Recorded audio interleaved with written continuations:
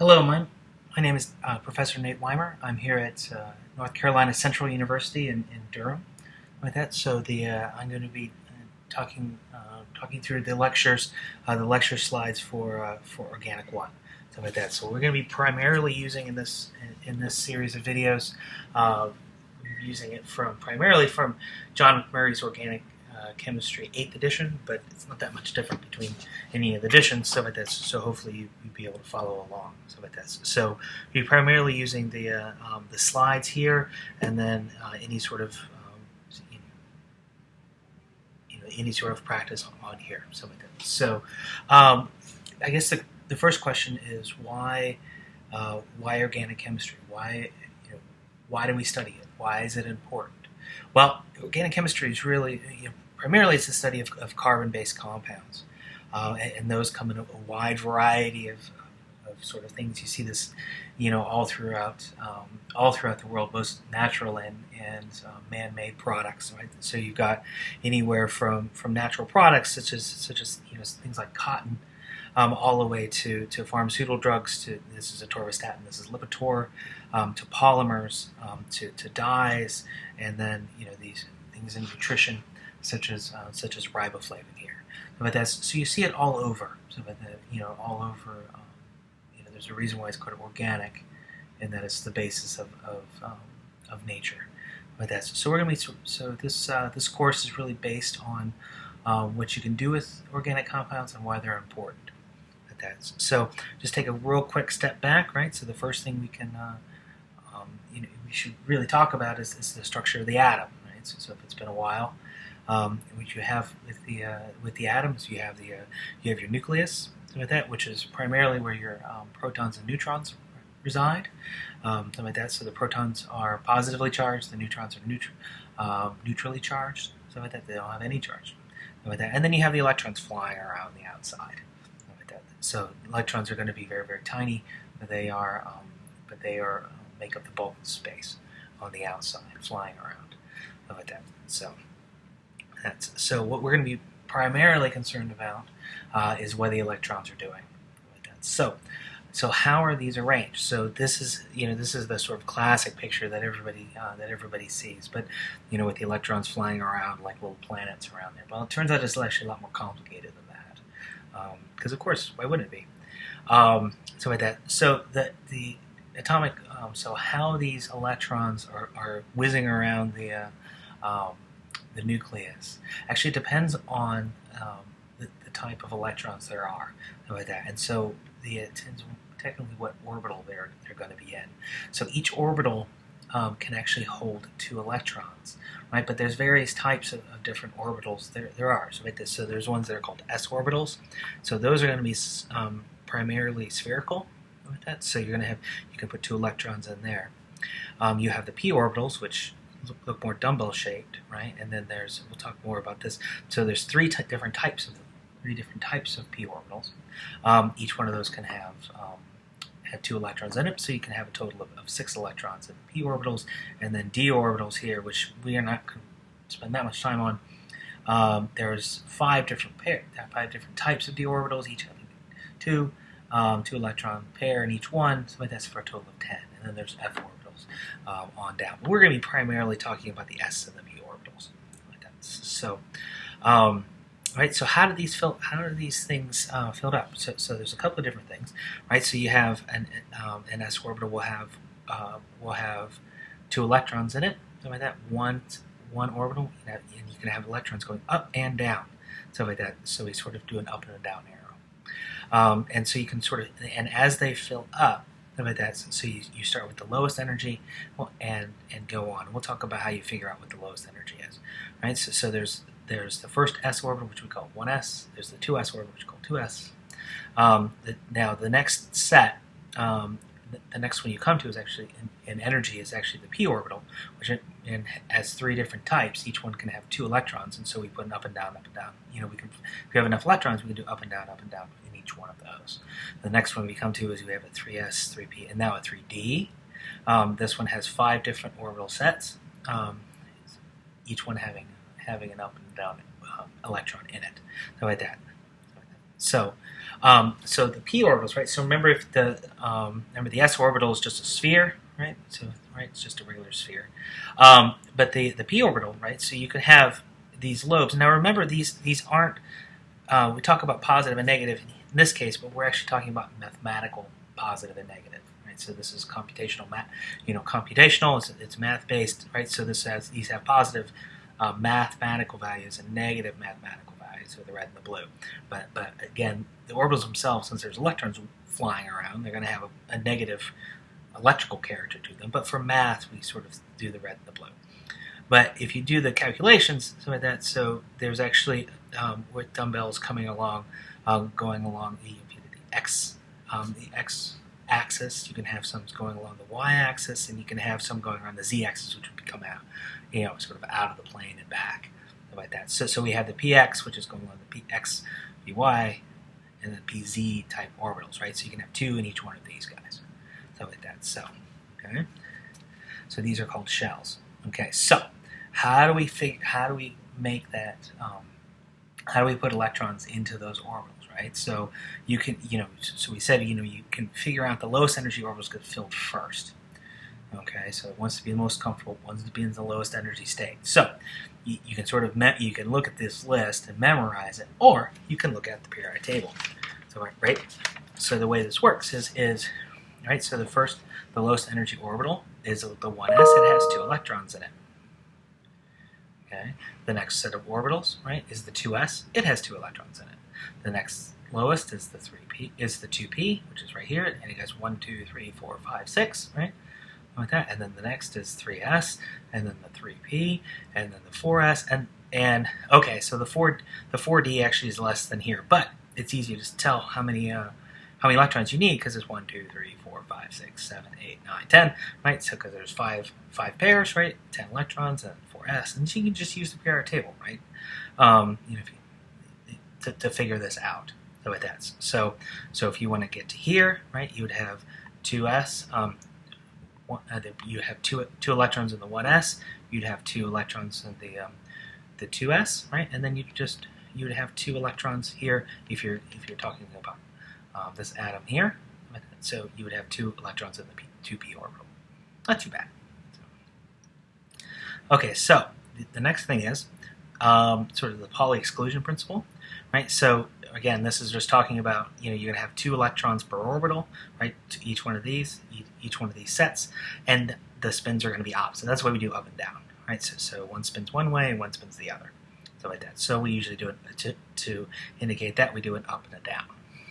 So now the next one is Hund's rule, like that. So this one is actually saying electrons are B antisocial. So that's the best way I can sort of think about it, right? So if you go into an elevator, right, the first thing that happens is what everybody, if you don't know each other, you always go to the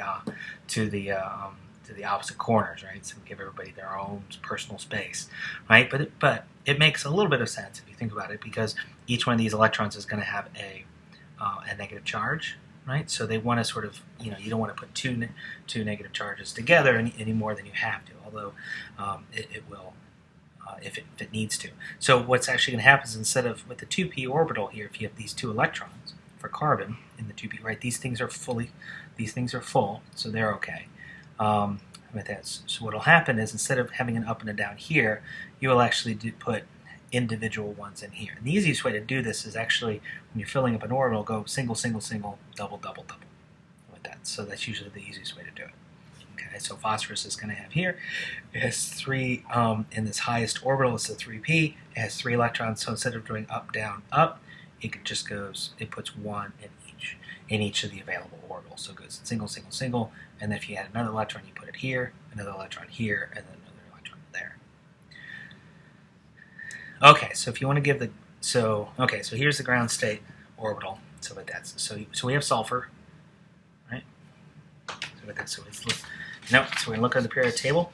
Okay, so here's sulfur right there. So, right, so we have sulfur 16, right? So it has 16 protons, so it has 16 electrons, like that. So here we go.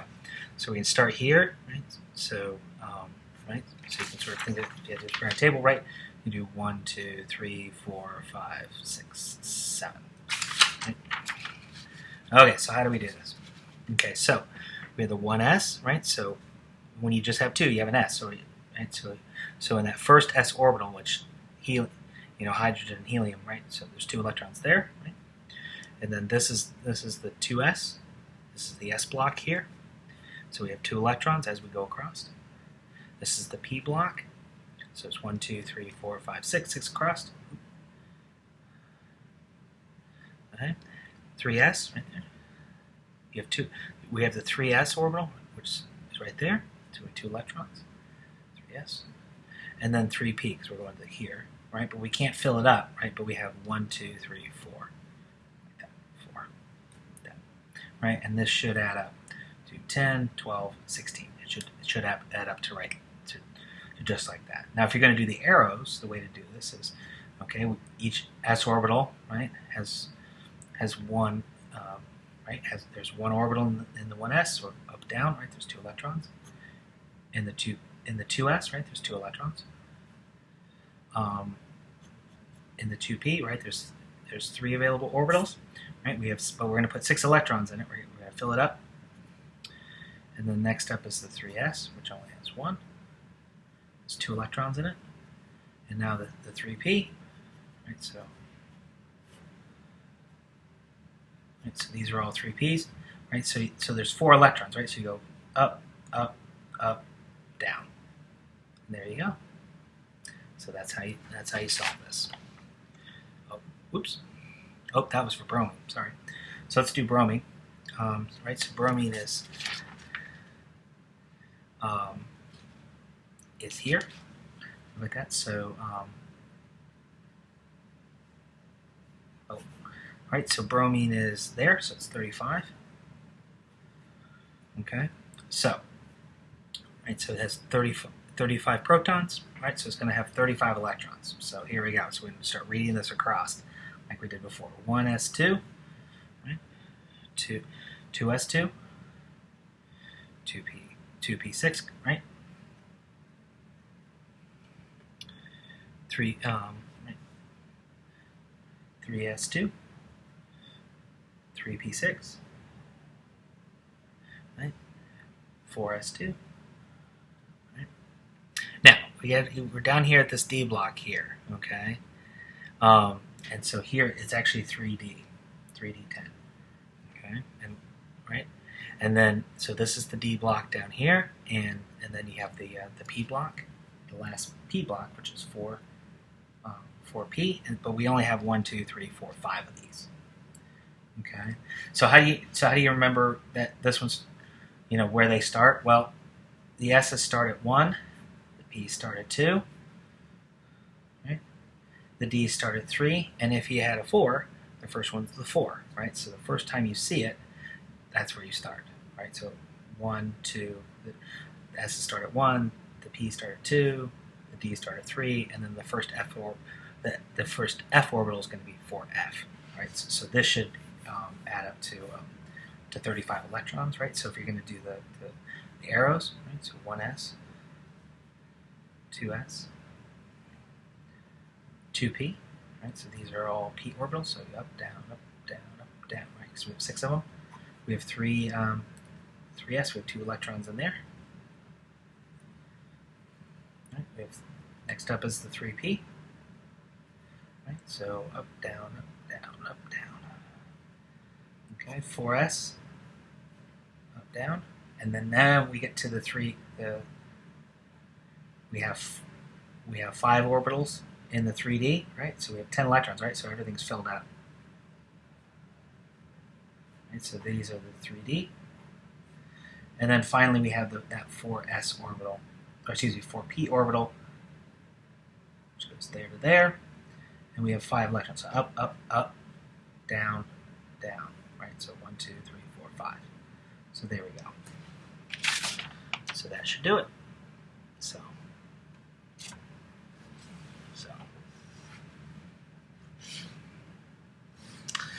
okay. So we figured out how the electrons fill up these orbitals. Okay. So now what? Stuff like that. So now we're going to talk about a little bit about bonding theory. Like that. So.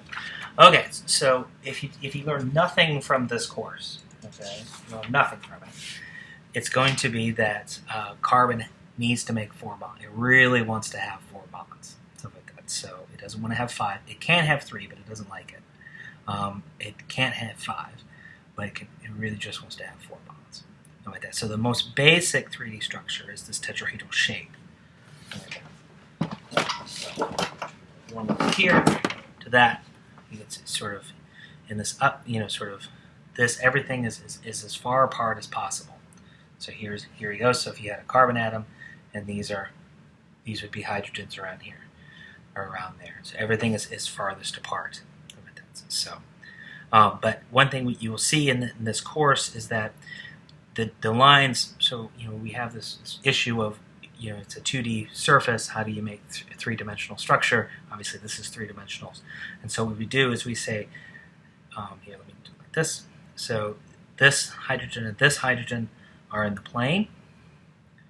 Okay, so these would be in the plane like here. This heavy line here is this one coming up out of the plane, right? So coming out at you. And this hashed line is the one going behind. Like that. So if it's a bolded line right there, it's coming out at you. If it's a hash, it's going behind.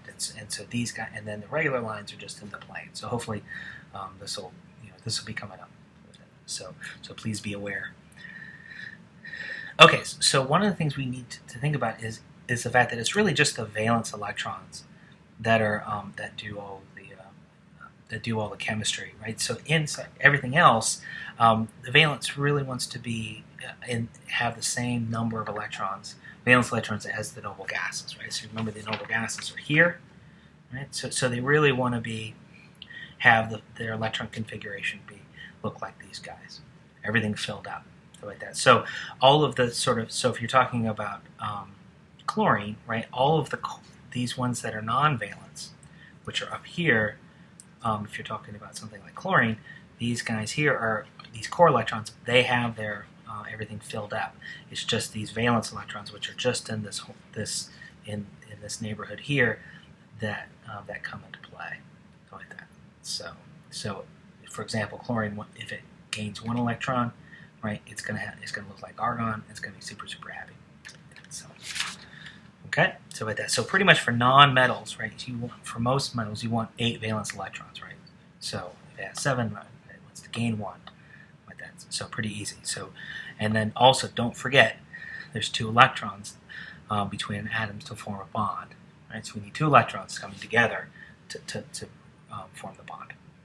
Okay, so there's actually 3 different types of bonds, right? So if you have an atom, you've got 2. So you can have it where you can have the 2 electrons, right, be completely on one side of the atom. Okay, so when that happens, you have an actual transfer of the electrons from one. Everything goes onto one. That's called an ionic bond. Okay, the other extreme is covalent bonds, where you have complete sharing between the 2. Okay, and the other one is the polar covalent bond, which is sort of it's still sharing, but now it's unequal, so it spends more time. The electrons spend more time around one atom than the other, right? So that would actually give a slight. If it's going to spend the electrons spend more time over here, then it's going to give a partial positive charge over here, or a partial negative over here, and partial positive over here. We'll talk about that more in a minute. So this is a nice little video if you'd like to watch something like that. So, okay, so back up. So drawing chemical bonds, like that. So there's a couple of different ways that you can do this. And we're going to utilize them all, like that. So the first one is developed by Gilbert Lewis. It's Lewis structures where a dot represents an electron, right? So it's not too bad, right? So the carbon, right? It has right? So it has, right? So it would have 4 valence electrons, right? So how do you find out valence electrons? You just count over, right? So 1, 2, 3, 4, right? Carbon has 4 valence electrons, nitrogen has 5, oxygen 6, 7, right? So same way with phosphorus, right? It has 1, 2, 3, 4, 5, right? So these guys have 1, 2. Boron has 3, right? So here we go. So carbon has 4, 1, 2, 3, 4, right? So it has 4 valence electrons. Hydrogen, it's 1, right? So it's going to have 1. So if it wants to come and play, right? So the carbon can donate 1, hydrogen can donate 1 electron, and now you've got a nice little bond, right? So here we go. Right, so now the carbon, right, it has 1, 2, right, because these are shared. So 1, 2, 3, 4, 5, 6, 7, 8. So it's happy, right? Its electron configuration looks like neon. Hydrogen, right, has 1, 2, right? So now it looks like helium. So so everybody's happy, like that. So each one of these has 2. So that's how these work. Okay, and so with nitrogen, right, it has 5. So with nitrogen, right, it has 5 valence electrons, right? So if hydrogens were going to come in to complete the octet on nitrogen, right? So you'd be able to add 3 of them, right? So these already have that. So it has 1, 2. Nitrogen now has 1, 2, 3, 4, 5, 6, 7, 8. It's contributed 5, and then 3 separate hydrogens have contributed 1 each, right? So these guys look like helium. This guy looks like neon. So not too bad, and so on, like that. So this was what Gilbert Lewis developed, where you had dots for the lines. The problem is when this gets a little bit larger, the molecule gets larger. It gets a little bit more difficult to draw, and so Kekule came in and developed this sort of scheme where you said, okay, instead of doing dots, let's do lines, and we just know that one line equals 2 electrons, right? So if you have so this would get transferred into this,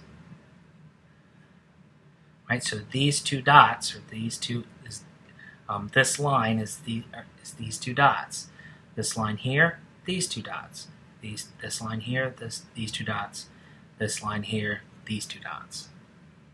Okay, and so nitrogen. Now what we usually do is if they're unbonded, they're a lone pair, we still show them, right? It still works out well.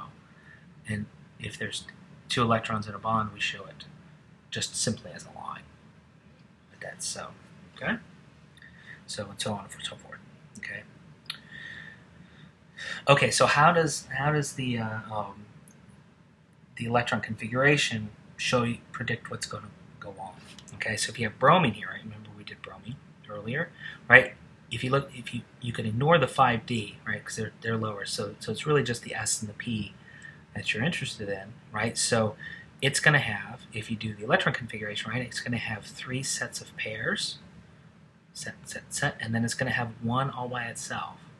And then, so it's going to have 1. It's going to need to share 1 with somebody to get the octet. Okay, so you can look at this to predict how many lone pairs, how many bonds is it going to need. Okay.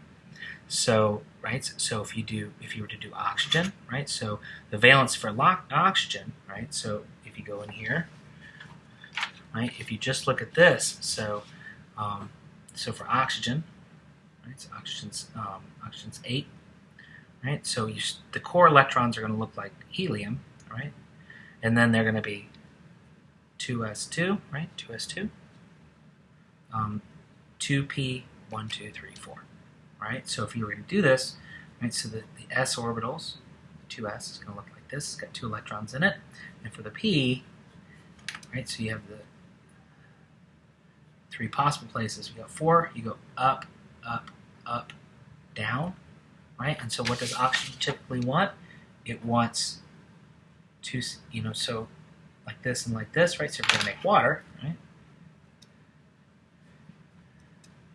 Right, so this lone pair is this one, this lone pair is that one, and then these 2 individual ones can be used to make new bonds. Right, so nitrogen has 1 set of lone pairs, 1's 3 bonds, right? Because you have to take out 1 of those electrons, right? Carbons, we'll talk about that later, right? But bromine, right, is going to have one additional lone pair, right? So it has these 3 lone pairs, which are here, here, and here, and then this bond here. This electron here is ready to bond with something else, to pair up with something else to make a new bond. So that's the reason why we were talking about the electron configuration, is you can use this to predict how many bonds these guys, the different atoms, typically want. So, okay, so what do we know about the bonds themselves? Okay, so valence bond theory about that. So this one here it's great for studying H2, right? So hydrogen gas, but it gets a little hairy down the road. Okay, so what you're saying is that as the atoms approach together, each atom has an unoccupied orbital. Okay, so they can come together, right? So each one has a single electron. When they come together, they can make a new bond.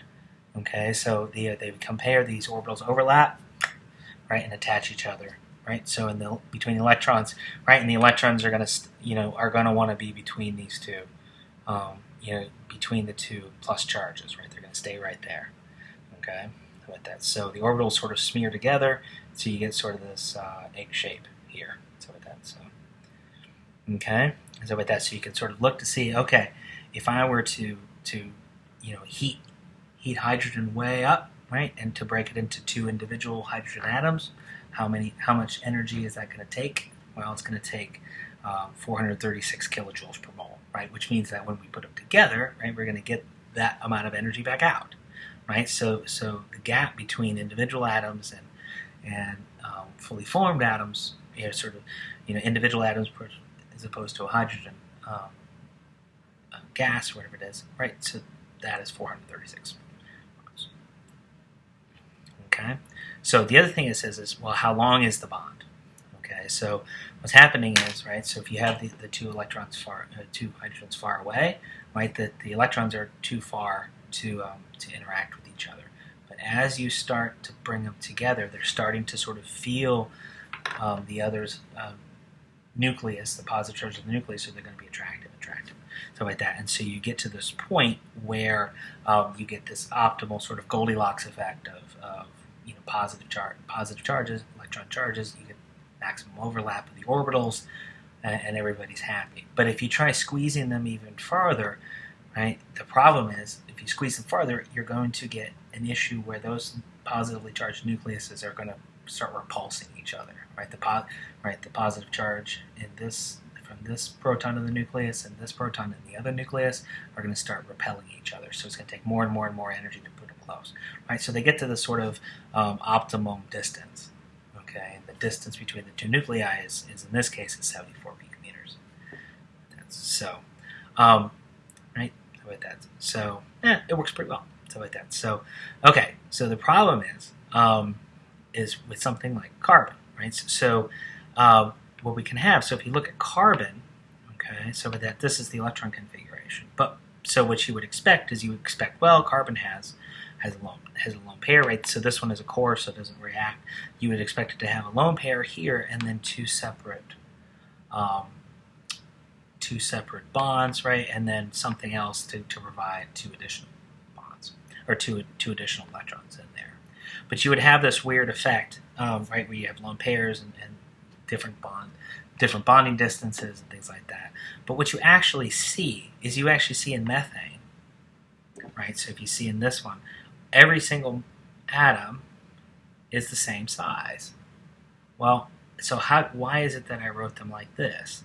Well, it turns out instead of writing them like this, experimentally we figured out that it was actually one place around here. So how do we get to that? What we do is we actually mix the orbitals together. Okay, like that. So what has happened is if you were to mix these orbitals, what happens is you actually get orbitals out that are overall lower energy. So if you put 4 in, or if you put these four in here, right, you can get 4 out. So like that, of both higher and lower energies, so like that, but certainly lower energies, right? So if you were to take, right, so if you were to take for an sp3, what we've done is we've taken, right, so you have the 2s and the 2p, the 2p orbitals, right? So this is the x, the y, and the z, right? So what we do is we actually come in here and we can hybridize all of these together. Right, so when you do the math, right, so remember this is a sphere, right, and then these are this. If you do the math for this, what you end up with this sort of average thing, but it also has this tetrahedral spacing, which is what we predicted. and the math, right? So the red lobes sort of add, provide addition, right? Where the red, like so this part and this part would add up, right? So you get this, sort of bulbous shape, and then where the blue and the red mix, they cancel, right? So you have a smaller lobe on this side, so like that. So you have a little lobe on the other side coming out. But if you do the math, you end up with the tetrahedral shape, which is exactly what we want. Okay, and so what the atom does is again, you have these orbitals here that are in the plane. You have one coming out of the plane, and then you have one coming behind, right? And so what carbon does is it just sticks one electron in each one of these, and so when it comes in here, you have an H atom. These guys can make a new bond.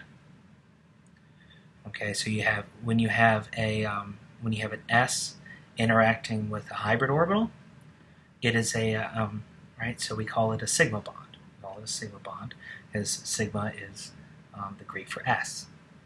Right, so you have a hybrid with an S, like that. So you either have two hybrids or a hybrid and an S. It's called a sigma bond. Okay, and it's the 109.5 bond angle that we would expect. Something like that. So you can get it between carbon hydrogen, right? You can make carbon bonds, right? So we're going to put one electron in each one of these. So one electron from this hybrid and one electron from this hybrid can come together to make a new bond, right? So when we have an S and a hybrid, or a hybrid and a hybrid, this is considered a sigma bond, right? So it's something like that. So but again, each one of these carbons has a tetrahedral shape to it, right? And you'll notice that it's 153 picometers in distance here. It's not quite, this distance isn't quite 109.5 because they're sort of repulsing. There's some, they're sort of kind of close to each other, so they sort of push everything away a little bit, but it's not too bad. It's only a couple degrees off, not too bad. Like that. So, okay, so we said, okay, hey, we can mix all of these guys and make 4 equivalent orbitals. Well, what happens if we don't want to do all of those, right? So, so instead, right, we have the 2s, right, and the 2p, right? So, so we have the x, the y, and the z, right? So let's say we only want to mix this s and then 2 of these p's. Okay, this will actually be left unchanged. Okay, so you would still have right. So you could still utilize these. There are going to be these hybrid orbitals, right? But this one has been unchanged, and it's this, with this sort of leaving these things alone, is how we actually get multiple bonds. You'll see this in a second. Okay, so the way this works is right. So you have these hybrid orbitals. Again, you're going to take 2 of these p orbitals and mix it with the s. Okay, and you put 3 orbitals in. You got to get 3 orbitals out, right? So we got 4 up here. We put 4 orbitals in with the sp3. We got 4 orbitals out. Here we mix 3 orbitals in, so we get 3 hybrid orbitals out, and one sort of in the plane, right? One's sort of coming out at you, and one's going in behind, right? But the thing is, right, so this is hybrid, right? Hybrid. But you have this PZ, which remains unchanged. Okay, so this is the PZ, which remains unchanged, unhybridized. Okay, so, right, and you can sort of see, if you were to look down this way, right, this is the p orbital, and then these are the 3 hybrid orbitals, right? And there's 100. It's going to want, if you do the math, the way the math works is actually there wants to be a 120-degree angle between the sp2, the hybrids of the sp2s. Okay, but what can happen is, if you bring 2 of these together, right? So now we're going to do another one, right? So we have this one, and this one. Okay, so this is right. So when you get the mixing for this one, right? So this is a sigma bond, right? Because we're dealing with 2 hybrids. But we also still have the PZs. Okay, so these guys can interact. But then again, these guys can interact as well. Okay, so the electron here and the electron here can interact, right? And now you've got not only this sigma bond, but since you're having two p orbitals, we call this a pi bond, right? Because you're dealing with p orbitals, right? So pi being the Greek for p, right? So now you've got p orbitals, right? So if you're dealing with bonds between p orbitals, it's a p bond, or it's a pi bond. If you have between hybrids or between a hybrid and an s, we consider that to be a sigma bond. Okay. So, and again, if you notice, again, it's about 120. It's not perfect, depending on the molecule, but the bond distance has shrunk between here and here, right? There's a couple of different reasons. One, this has more S character, right? So this one here, it's only 25% S. Okay. This one, it actually has 33% S. Okay, and that's going to shrink it. You also have sort of imperfect overlap between these p orbitals. So that also sort of needs to get a little bit closer in order to get good overlap. So it sort of squeezes it a little bit in, something like that. So now, the next thing we can do, right, instead of doing two of these hybrid orbitals, right, I'm going to try to squeeze it in here so you can see them all. The other thing we could do is we have the 2s, right, and then the 2p's, right, so, so 2p, right, so if we only combine these two, so we have the x, the y, and the z, right, now, right, we're putting two orbitals in, we got to get two orbitals out, right, so now we have just these, right, so these are the two hybrids, right, from here, right? But again, we have the PZ that's available, that's been unhybridized, right? And then we still have, and then we have the PY, which is going to come out sort of 90 degrees at you, which is again not hybridized, right? It's still just going to remain a regular p orbital. Okay, so again, if this comes together with another one, right? So here we go. This one's a hybrid, right? Right. So this is a hybrid, right? So this is going to be your sigma bond, right? Because it's between two hybrid orbitals, and then you have the PZ from this other one to make this, right? So to make that pi bond. Right, because it's between two p orbitals, but you also have this one coming out at you at 90 degrees, this pz orbital, right? So these two, py orbitals. Oh no, pz. Yeah, I'm sorry. Py orbitals, right? So these guys here can interact with each other, and they're going to be at They're going to be sort of at 90. They're going to be at 90 degrees from each other, right? So you have a sigma, a pi, and a pi bond. Okay, so sigma, pi, pi. So the first one that gets laid down is always going to be a sigma, and then if you want another one, if the second one that gets down is a pi, the third one gets down as another pi, because you're dealing with p orbitals.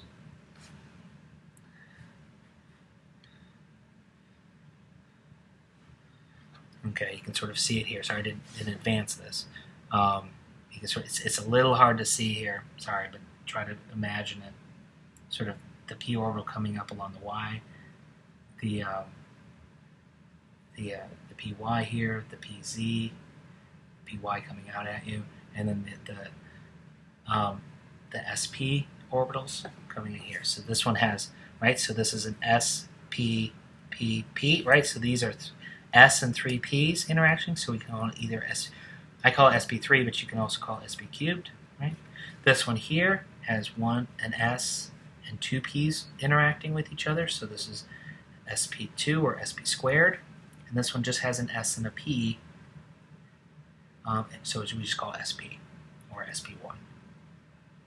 Okay, and again, if you notice, you've got, it's even smaller, a triple bond here is 120, right? So again, you have more s character, right? It's 50% s, but again, you have imperfect overlap between the p orbitals, so all that's contributing to having to squeeze it even further together. Okay, so if you have, so this exact same thing happens with the hybridization, with the and so what happens is instead of having 2, 1, 1, one of these electrons is going to go over here, right? So over here the electrons. I forgot to mention that.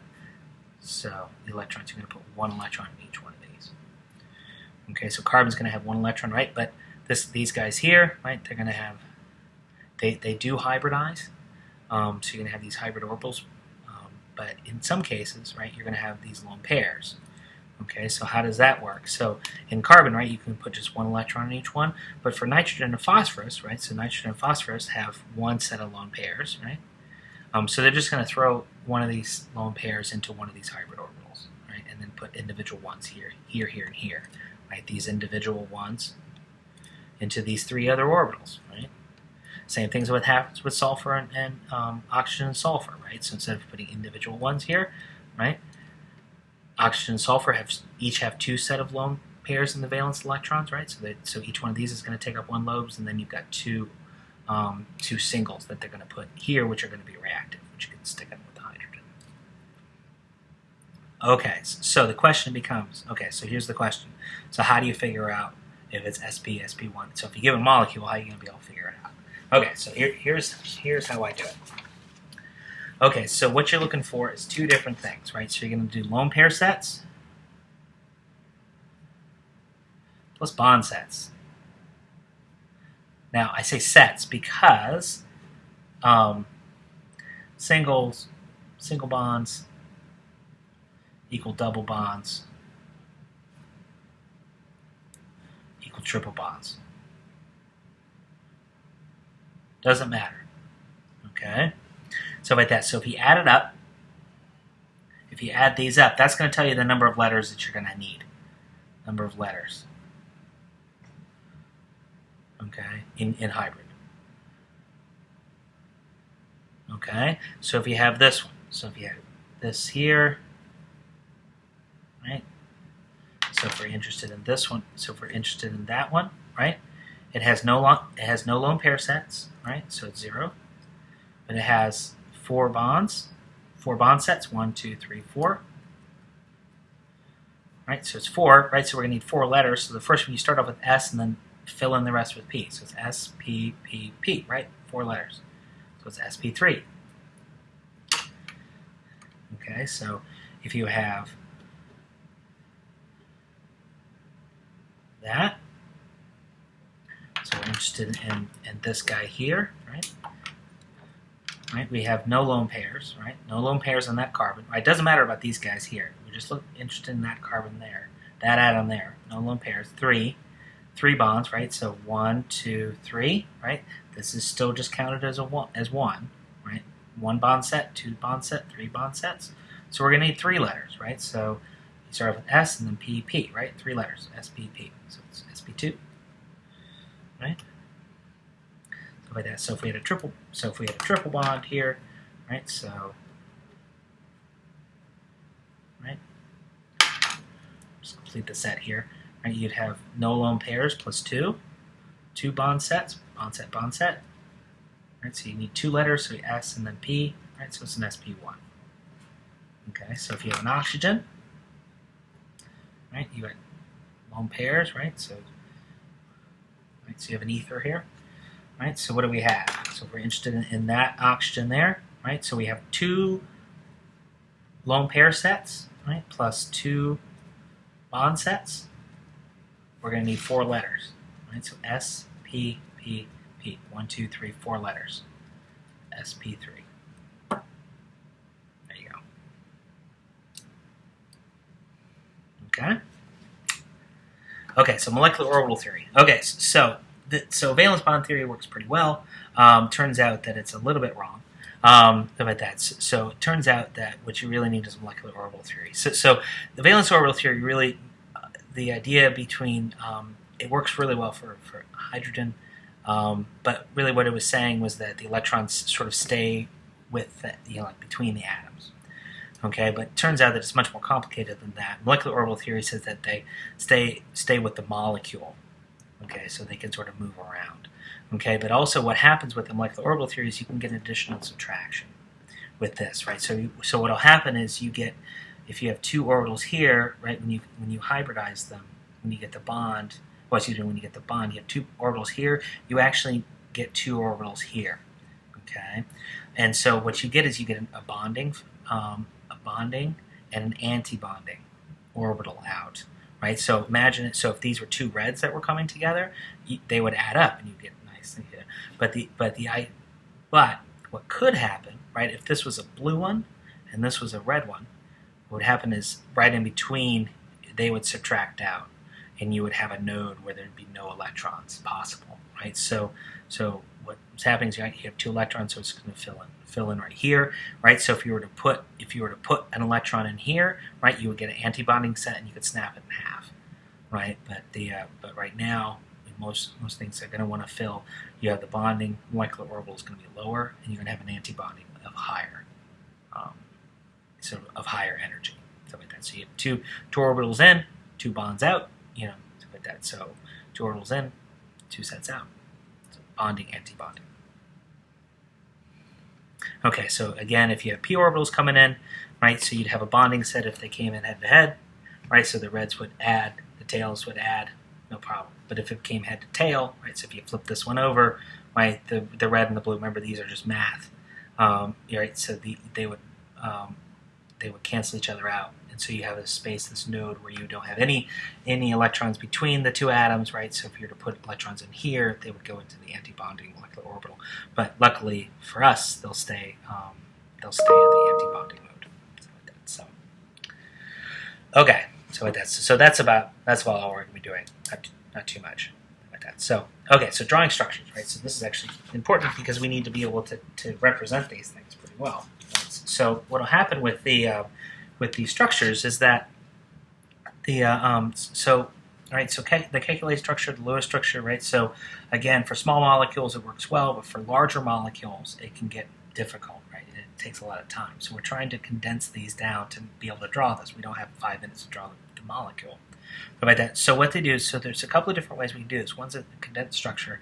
The next is going to be a skeletal structure. So for the condensed structure, what we're saying with these is that you can put the main elements together, right, in a line. Okay, so basically non-hydrogens in a line. And what we're going to say is that unless we show it, we're assuming these main atoms are all connected by single bonds. Now, if they're multiple bonds, we have to show that. So if it's a double bond here, we have to show that. But if it's all connected together, we can. We just assume that it's a single bond.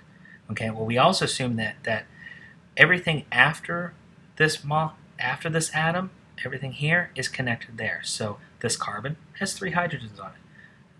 This carbon has 2 hydrogens on it. This carbon has this hydrogen plus this group, right? So if it's up off the plane, off of this plane here, we got to show that. You can also put this. You could also put this in parentheses. And with that, so you could draw it like CH2, CH2, CH, CH2, CH3, right? So that again, this is connected here, and this is connected there. And then CH2, CH2, and H2. Okay, so this is connected there, that's connected there, that's connected there, there. Okay. So if you have a long straight chain, this is actually a pretty easy way of doing it. Okay, so we have this here. So we have C, C, C. Right. So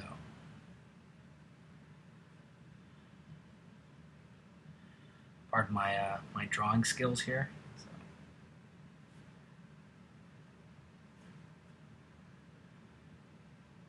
Okay, so here we go. So in this line, right, we have 1, 2, 3, 4, 5.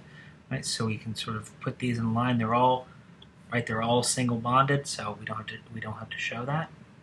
Right, so this carbon here, what does it have attached to it? It has 3 hydrogens, right?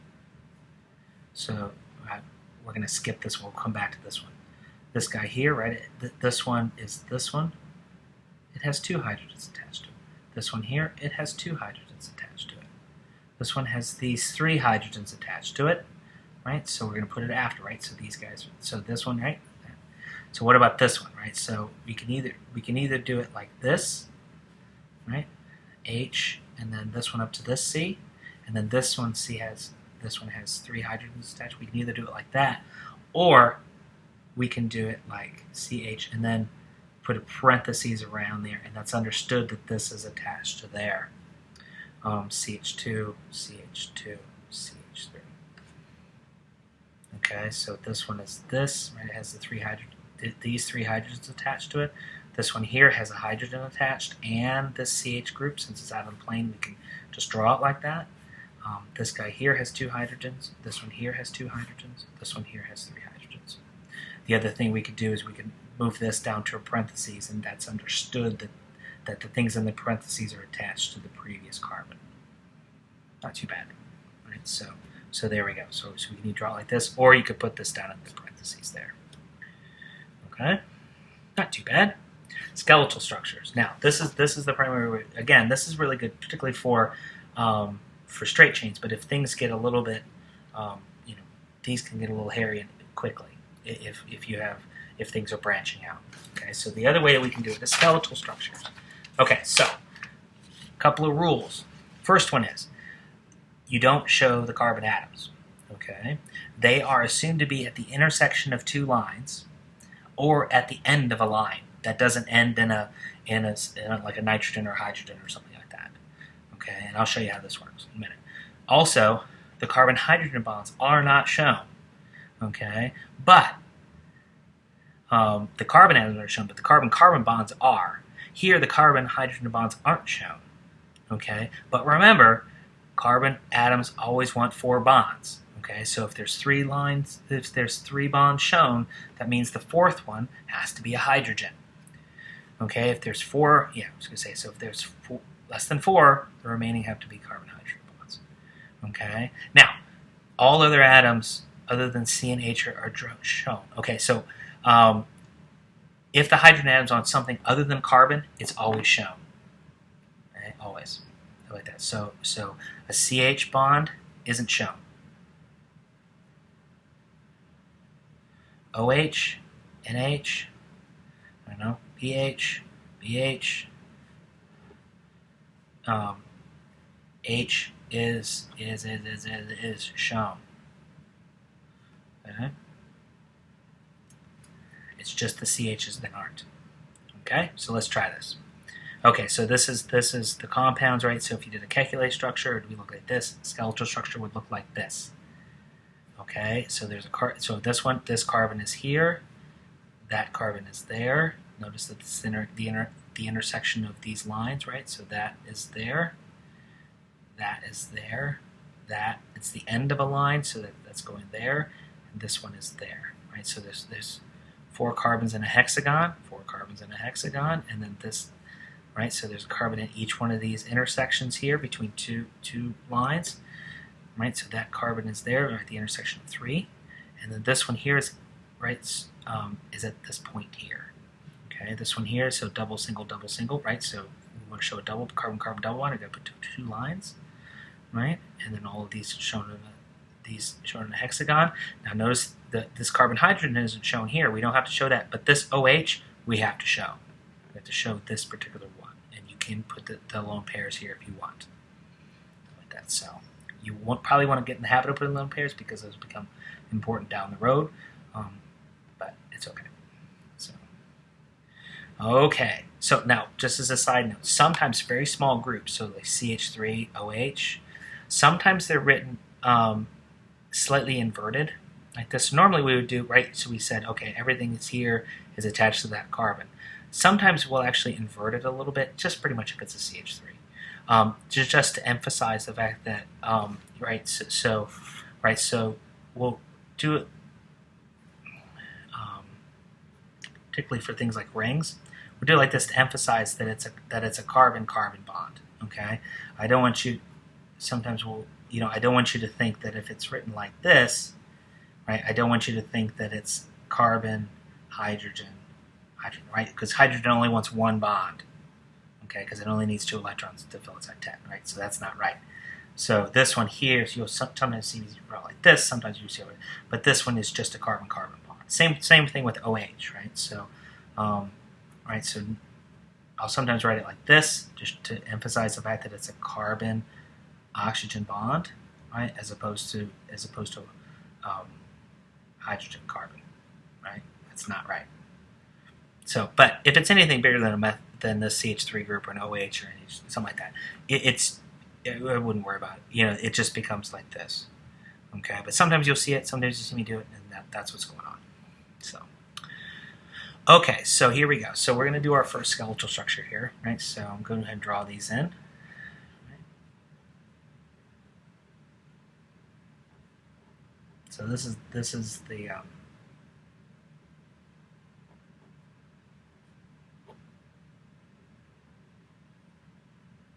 so I showed the lone pairs just to get in the habit of it.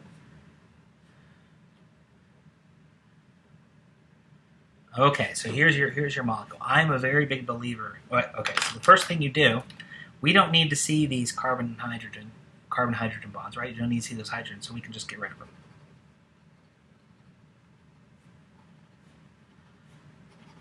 Now, don't get rid of these hydrogens, right? Because we need to show those. Okay, so we can get rid of those. Now, I'm a big believer in turning carbons into dots, especially when you're first getting going, right? So where there's a carbon, transpose this down, and where there's a carbon, put a dot, right? So this carbon is that carbon is that carbon, right? That carbon is that carbon. A double bond to another carbon. Oop, dot.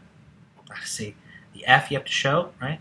Because it's not a carbon-hydrogen, right? And another double bond. And then up to this nitrogen, right? Double lone pair, H2, right? You can show the bonds you know, no big deal. But that's it. That's all it is. Now, if you want to do without the dots, it would look like